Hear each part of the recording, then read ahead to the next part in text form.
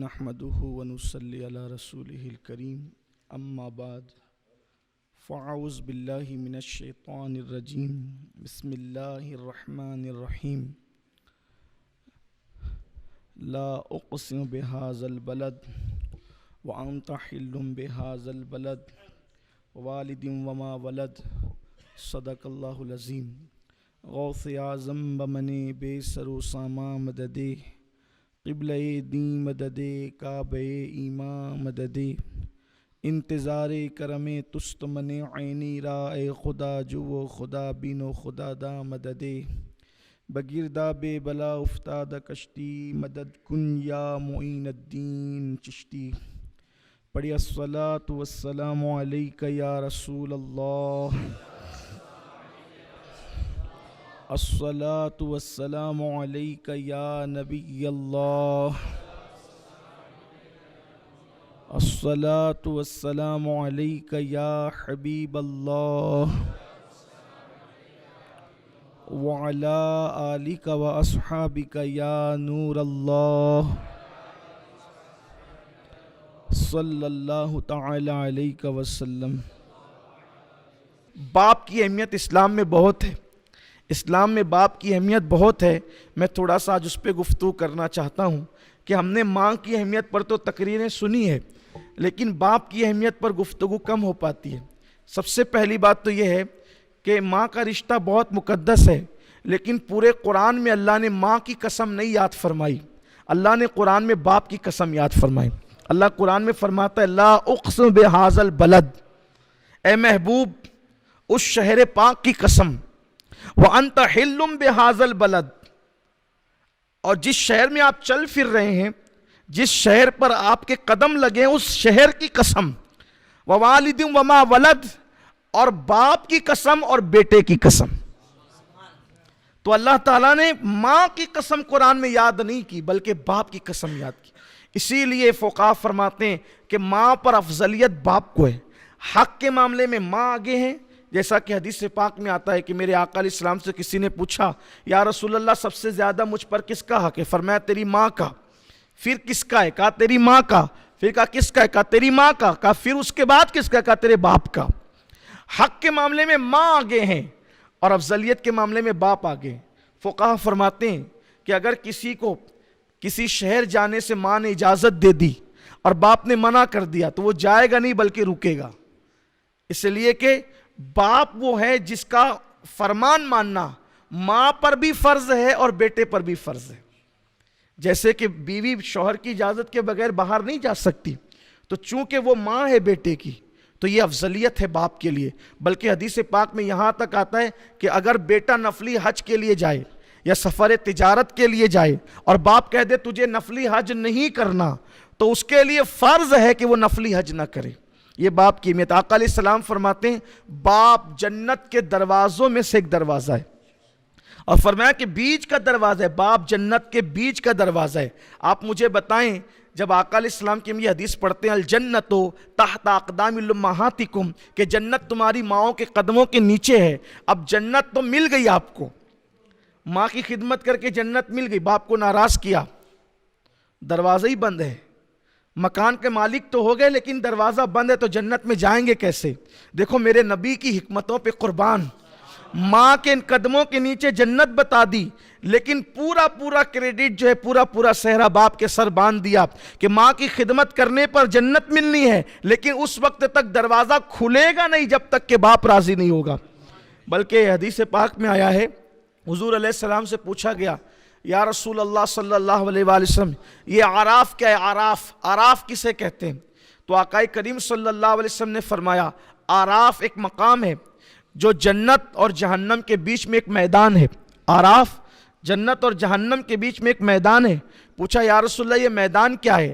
تو فرمایا نہ وہاں جہنم کی طرح عذاب ہے نہ وہاں جنت کی طرح نعمتیں ہیں۔ اور پوچھا عراف میں کون لوگ ہوں گے؟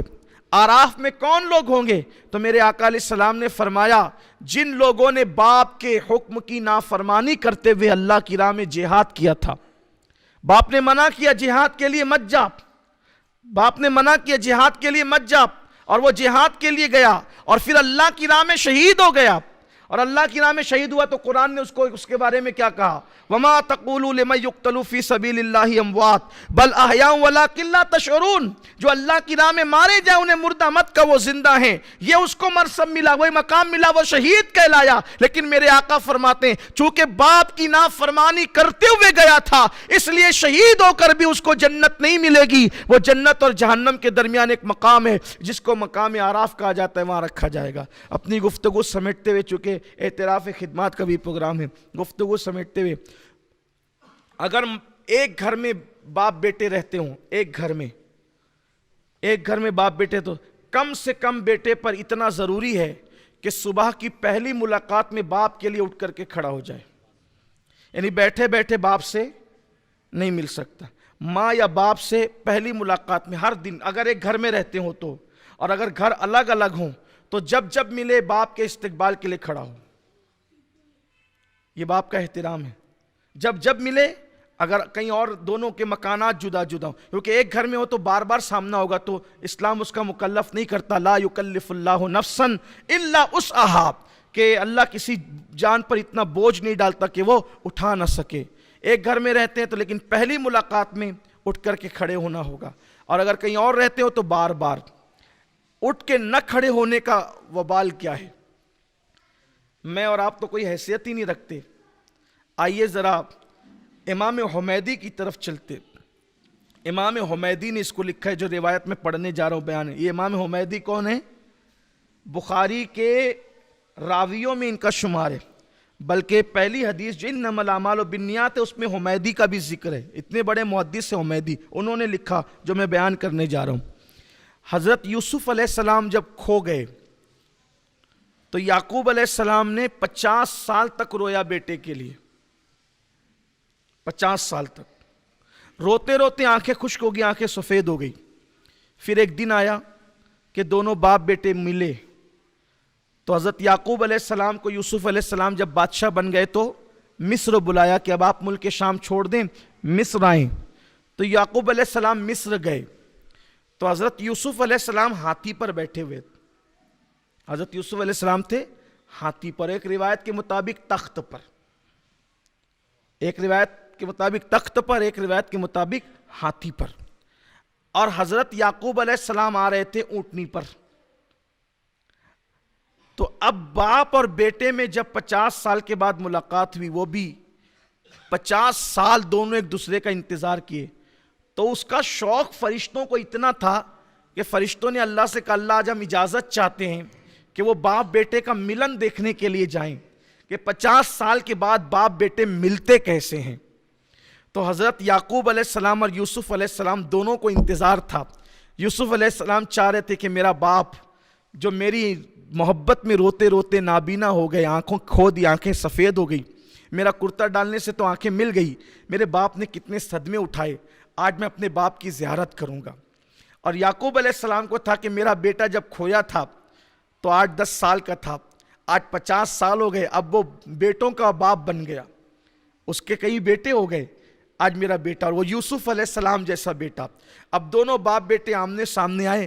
حضرت یوسف علیہ السلام باپ کو پہلی نظر میں دیکھ کر اتنے جذباتی ہو گئے کہ باپ کے استقبال کے لیے اٹھ کر کھڑے ہونا بھول گئے۔ بے ادبی میں نہیں ہوا یہ، نبی تو یہ کر ہی نہیں سکتا، نبی تو گناہ کر ہی نہیں سکتا، نبی تو خطا کر ہی نہیں سکتا۔ باپ کی محبت میں اتنے جذباتی، اتنے گم ہو گئے کہ اٹھ کے کھڑے ہونا بھول گئے۔ اللہ نے وہی فرمائی یوسف تو اپنے باپ کے لیے اٹھ کے استقبال کے لیے کھڑا نہ ہوا، اب اس کا صلہ آپ کو یہ ملے گا، بدلہ یہ ملے گا، آج کے بعد آپ کی نسل میں اب میں کوئی نبی پیدا نہیں کروں گا۔ آپ اپنے باپ کے لیے اٹھ کے کھڑے نہیں ہوئے، اب آپ کی نسل میں کوئی نبی پیدا نہیں ہوگا۔ حضرت یوسف علیہ السلام کو اللہ نے فرمایا، اور پھر اس کے بعد اس بات کو یوں نبھایا گیا کہ اس کے بعد حضرت یوسف علیہ السلام کے گھر پھر کوئی بیٹا ہی پیدا نہیں ہوا، جتنے بیٹے پہلے پیدا ہوئے تھے وہ سب نبی ہوئے، اور اس کے بعد اللہ تعالیٰ نے ان کے گھر کوئی بیٹا ہی پیدا نہیں فرمایا۔ آپ غور کریں، یوسف جیسا نبی اگر جذباتی ہو کر باپ کے لیے اٹھ کر کے کھڑے ہونا بھول جائے تو اللہ کہتا ہے کہ تیرے گھر اب کوئی نبی پیدا نہیں ہوگا۔ آج اگر بیٹے باپ کو آنکھیں دکھائیں، باپ پر ہاتھ اٹھائیں، باپ کو گھور کے دیکھیں، باپ کو گھر سے نکالیں، باپ کو مار پیٹ کریں، اندازہ کریں۔ یہ مالیگاؤں شہر آج بھی ایسا ہے، بے شمار باپ ایسے ہیں جو خون کے آنسو رو رہے ہیں، اور وہ چاہتے یہ ہیں کہ ان کو کوئی پناہ ملے۔ کوئی مسجد کے پاس پڑا ہے، کوئی بس اسٹینڈ کے پاس پڑا ہے، کوئی برج کے نیچے پڑا ہوا ہے، کوئی کسی کا پرسان حال نہیں۔ لوگ پہلے کہتے تھے، کیا کہتے تھے لوگ؟ یار جیتے جی کچھ کر لو اپنے لیے، مرنے کے بعد پتہ نہیں اولاد فاتحہ کرے گی کہ نہیں کرے گی۔ میں کہتا ہوں اب تو جیتے جی کے لیے بھی کچھ انتظام کر کے رکھو، جیتے جی بھی اولاد کام نہیں آئے گی۔ لیکن ایک بات یاد رکھنا، اور ہمیشہ یاد رکھنا، یہ بات بالکل سچی ہے، اگر ہم نے اپنے ماں باپ کے ساتھ اچھا سلوک کیا ہے، اس سے بہتر سلوک ہماری اولاد ہمارے ساتھ کرے گی، اور اگر ہم نے اپنے ماں باپ کے ساتھ اچھا سلوک نہیں کیا ہے تو بدترین سلوک کرے گی۔ ایک روایت پڑھ کے بات مکمل کرتا ہوں، ایک حدیث پاک۔ آج کل مالیگاؤں کا ماحول یہ ہو گیا ہے کہ بچے کما کر کے لاتے ہیں، خاص طور پہ، اور جب جوائنٹ فیملی ہوتی ہے 1000-1500 روپیہ ماں باپ کے ہاتھ میں رکھ دیتے ہیں، تم خرچہ چلاؤ، گھر چلاؤ، اور یہ سب دوستوں پہ اڑاتے رہتے ہیں، موبائل پہ اڑائیں گے، پکچر میں اڑائیں گے، آوارگی میں اڑائیں گے۔ نہیں دیتے ماں باپ، تم چلاؤ، سب ذمہ داری تم نبھاؤ۔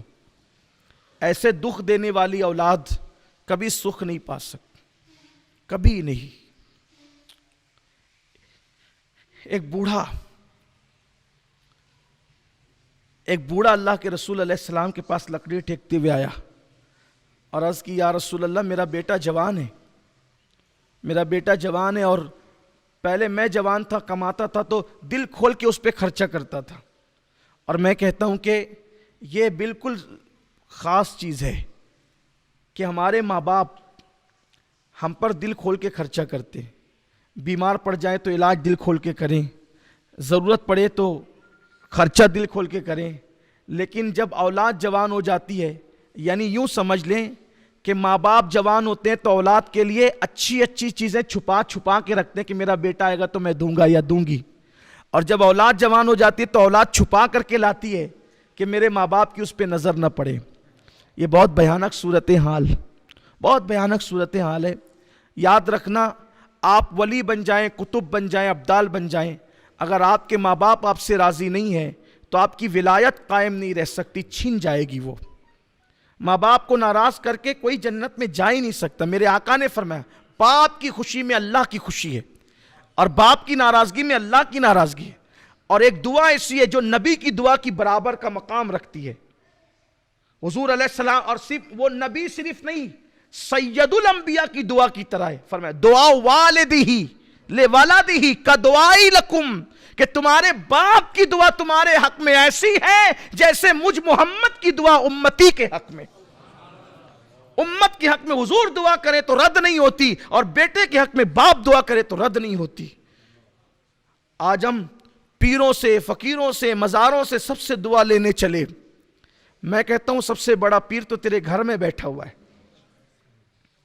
سب سے بڑا پیر تیرے گھر میں بیٹھا ہوا ہے، اپنے باپ کو چھوڑ کر جاتا کہاں ہے؟ بڑی عجیب سی بات ہے۔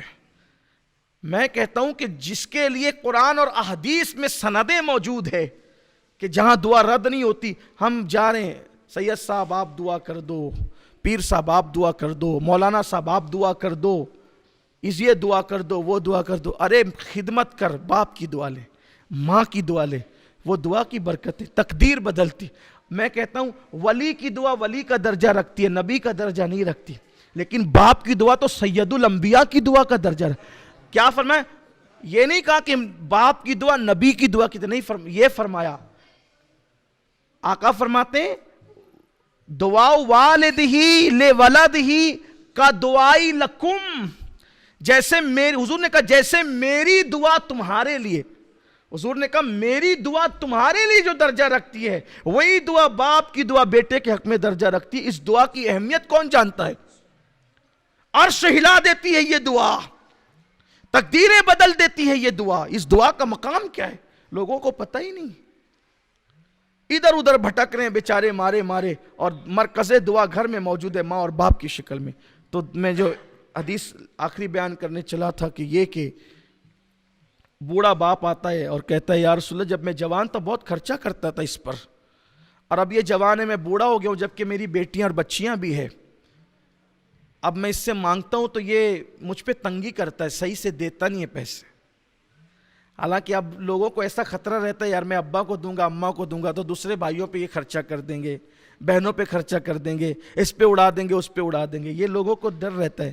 میں کہتا ہوں اگر جان لٹا کر بھی باپ راضی ہو جاتا ہے تو سودا سستا ہے، اگر جان دے کر بھی باپ راضی ہوتا ہے، کیونکہ جس کی رضا میں خدا کی رضا ہے تو اس سے سستا سودا اور کیا ہے۔ لیکن لوگ وہ کرتے ہیں، اور یہ بھی آپ سے کہتا ہوں باپ نے جان لٹانا ہے لٹا دے، ہمیں تو رضا سے مطلب ہے، اللہ کی رضا چاہیے۔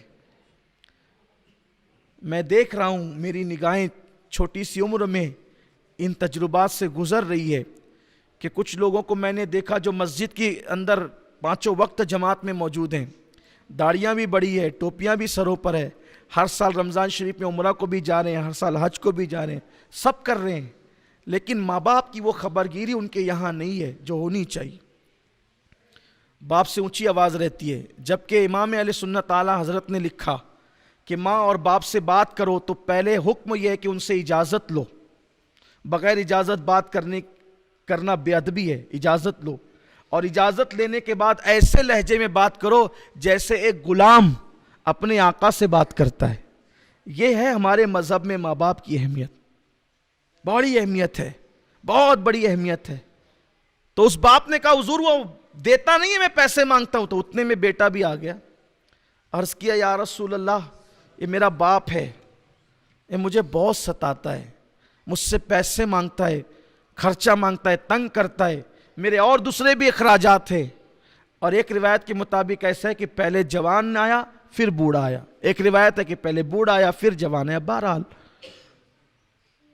اب جب یہ بات ہوئی نا، بوڑھے باپ کی بات سنی، جوان سامنے آ گیا تو میرے آقا رونے لگے بوڑھے کی بات سن کے، اور حضور نے جو جواب فرمایا وہ یہ آقا فرماتے ہیں اے بوڑھے جہاں جہاں تک تیری فریاد کی آواز پہنچی میں دیکھ رہا ہوں کہ ہر پتھر ہر درخت ذرہ ذرہ رو رہا ہے تیری آواز کو سن کر کے۔ اور پھر اس جوان سے کہا اے جوان تو بھی تیرے باپ کا ہے اور تیری پوری دولت تیرے باپ کی ہے، تیری دولت پر تیرے باپ کا حق ہے اور تو اس سے چھپا نہیں سکتا۔